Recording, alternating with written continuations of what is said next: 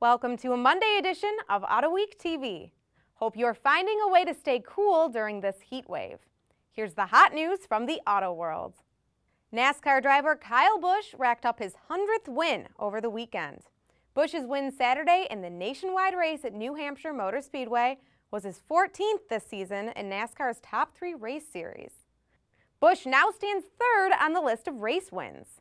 Number 1 is the King, Richard Petty, with 200 wins. David Pearson has 106 wins. Busch says his goal is to break the 200 win mark. Ferrari is working on its hybrid powertrain, and a prototype has been spotted on the road in Germany. Why not Italy?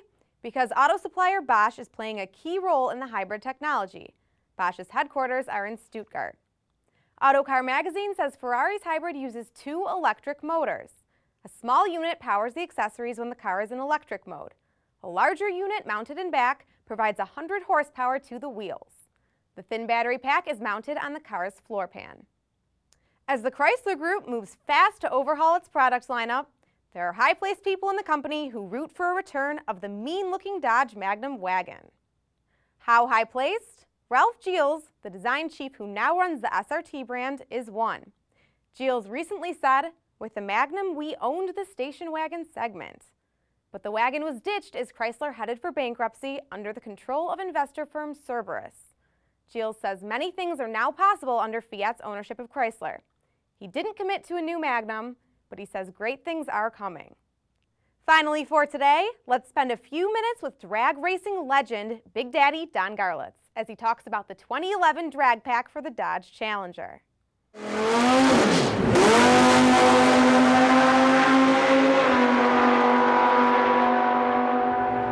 Well, it all started in Denver when they came out with the 2 prototypes in 2008. They had number 1 and number 2, and they took them to Denver, and they had me and Judy Lilly drive them in a match race. And they went to like in the low 11s, 125 miles an hour up there on the mountain.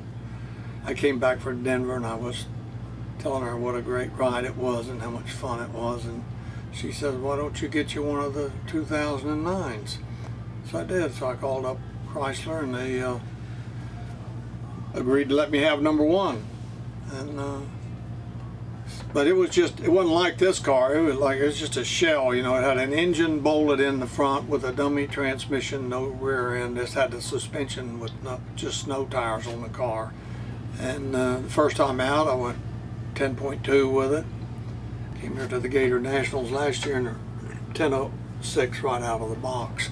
And then, of course, at the PRI show, they debuted the 2011 with the aluminum Viper V10 engine, and I really like that.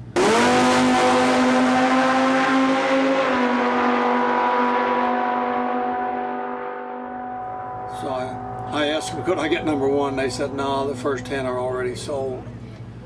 You know, I got to get it in my hands and actually go up and down the drag strip. But of course, you're very limited in the classes.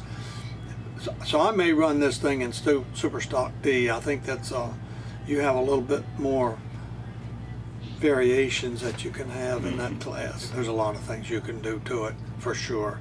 I guarantee you can take the engine apart and blueprint it and get a little more out of it, regardless of what they say that it's ready. I've never seen a factory engine yet that was the best that it could be and still fall within the limits of the rules.